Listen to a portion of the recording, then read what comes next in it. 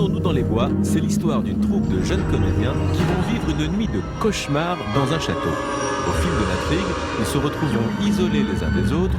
Le danger rôde, la mort peut s'abattre sur n'importe qui, à n'importe quel moment.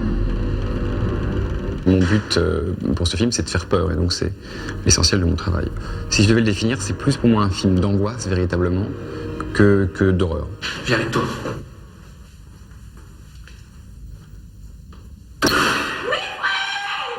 Ta gueule! Tirons-nous!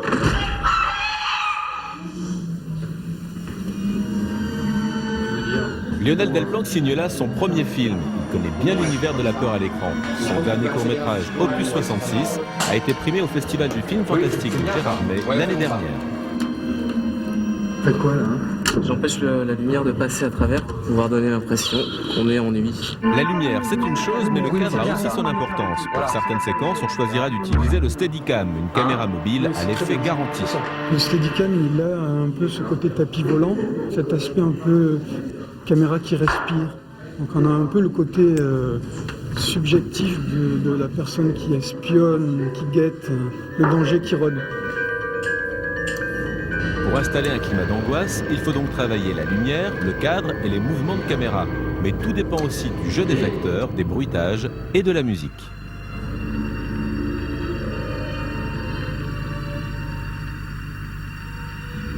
Ça marche plus.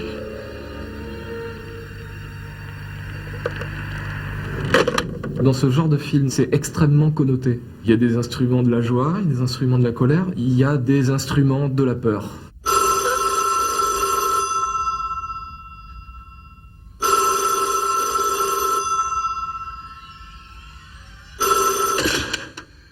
La résonance fait peur, la réverb, ça fait peur. Il y a beaucoup de cordes dans le film, beaucoup de violons joués dans les aigus. Visita mi canal. C'est un signal en quelque sorte. Et on peut enchaîner sur des séquences au violon pour maintenir en fait cette tension qui a été créée subitement par un accord qu'on n'attendait pas. Bon, là déjà c'est inquiétant, il y a un suspense.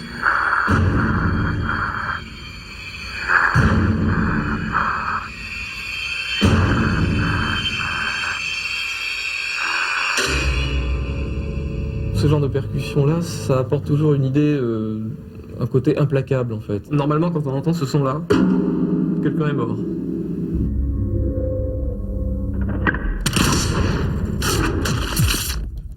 Étant donné que c'est effectivement un film destiné à faire peur, il est clair qu'il y a une certaine violence dans ce film, parfois une grande violence dans le film. Pour la séquence du harpon, je pense que c'est à l'écran, c'est une scène qui va durer 10 secondes à peu près et qui nous a pris 2 jours de tournage. Effectivement, cette séquence a nécessité un long travail de préparation. La flèche censée transpercer la comédienne est guidée par un filin transparent qui relie le harpon au corps de l'actrice. La trajectoire doit être parfaite, il faut éviter à tout prix que la flèche ne dévie. Une séquence qui présente de nombreuses difficultés. Ce qui est le plus difficile, faut prendre des précautions pour blesser personne, quoi. Ici, oui, c'est une armure solide, en tôle, épaisse, avec de la mousse dessus, pour protéger le corps de cette jeune demoiselle. C'est dangereux? Pas du tout. C'est un Pardon? pas du Encore, tout. encore. Pas du tout. Mais pas du tout, du tout. Je sais que je risque rien, mais c'est vrai que là, tout à coup, j'ai compris qu'il allait y avoir un vrai truc d'adrénaline. J'ai rien à jouer parce que je vais vraiment avoir un peu les jetons. Faut peut-être qu'on ait la flèche pour régler la mort. Alors, ce que je vais faire, c'est demander à chacun de ne pas bouger, par exemple en chant, de se taire, parce que aller faire un minimum de concentration pour cette prise.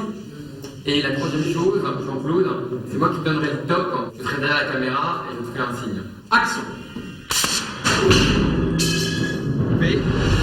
Le câble a coupé, donc ça n'arrive jamais. Mais 5 minutes. La séquence telle qu'elle a été tournée ce jour-là ne sera finalement pas retenue au montage. La flèche du harpon n'était pas assez visible à l'écran. Cette flèche sera reconstituée en image de synthèse. Je fais le début, je fais la fin. Et quelqu'un d'assez charitable qui va faire le milieu. Le milieu, c'est une chute de 7 mètres. Pour cette scène-là, il a fallu faire appel à une cascadeuse. Une cascadeuse qui doit non seulement ressembler à la comédienne, mais qui doit aussi savoir jouer la comédie. J'ai bien regardé? comment elle plaçait ses mains, comment elle faisait sa réaction, pour reprendre exactement les mêmes gestes, les mêmes attitudes. Je vais prendre 2 points là.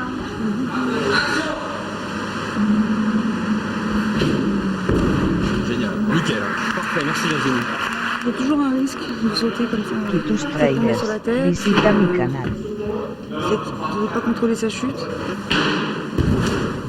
Je vais mettre un peu plus d'épaisseur peut-être. Et qui dit cascade dit forcément hémoglobine. Je prépare un petit mélange, je dilue le sang. C'est des maisons spécialisées qui le fabriquent, ce sont des sangs chimiques. Autrefois, on allait se servir dans les pharmacies, du sang de, je sais pas, du sang de bœuf, je suppose. Mais il tachait, c'était quelques inconvénients. Le sol du château, c'est un faux sol. Quand Alexia, notre comédienne, sera couchée face au sol, il y a des petits trous avec toute une tuyauterie, des réserves de sang.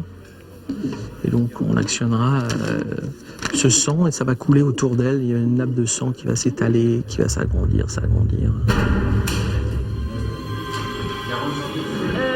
Là, en fait, on fait la fin de la chute. Et quand je dis on, en fait, c'est moi.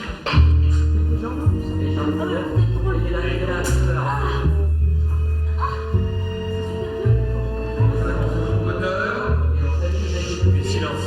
1, 2, 3.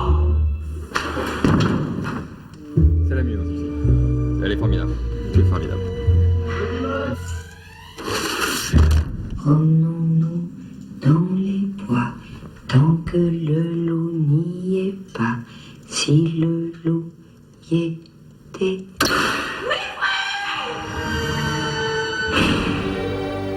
Alors, je pense que la différence finalement entre Deep in the Woods et les films américains, c'est que les films américains, souvent les films d'horreur américains, sont dans une sorte d'ultra-réalité. C'est-à-dire que par exemple, si on prend l'exemple de Scream, qui est plutôt un film que j'aime bien, c'est l'histoire de jeunes qui sont dans un campus, dans une fac, et qui se font assassiner. Moi, j'ai plutôt eu envie de tirer le film vers quelque chose de fantastique. C'est-à-dire qu'on prend 5 jeunes, qui effectivement sont 5 jeunes relativement branchés, et on les projette dans un univers qui est cauchemardesque, onirique, qui est un château perdu au milieu des bois, je dirais sans référence de lieu et de temps.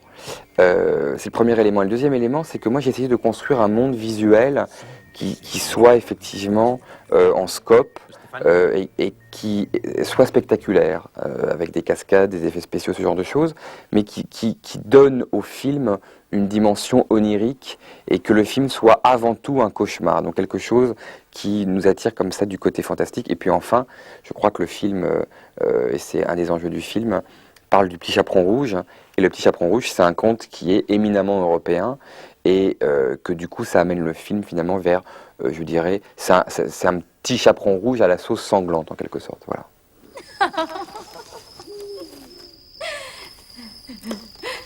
Es genial. Puede que el loco ande por aquí.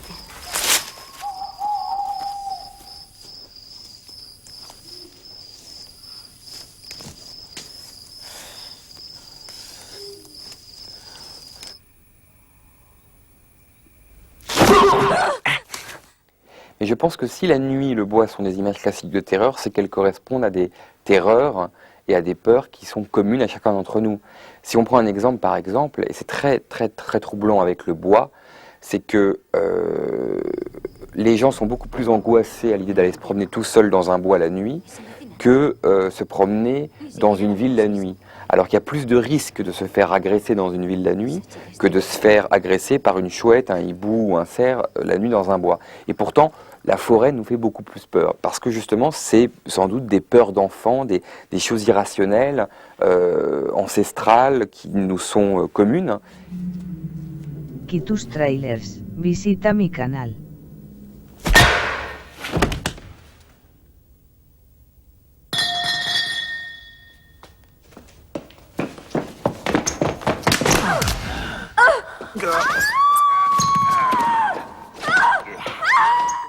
Eh ben, la façon de procéder, en fait, c'est que le film, c'est en gros l'histoire de 5 jeunes comédiens qui arrivent pour faire le spectacle du loup et du chaperon rouge dans ce château.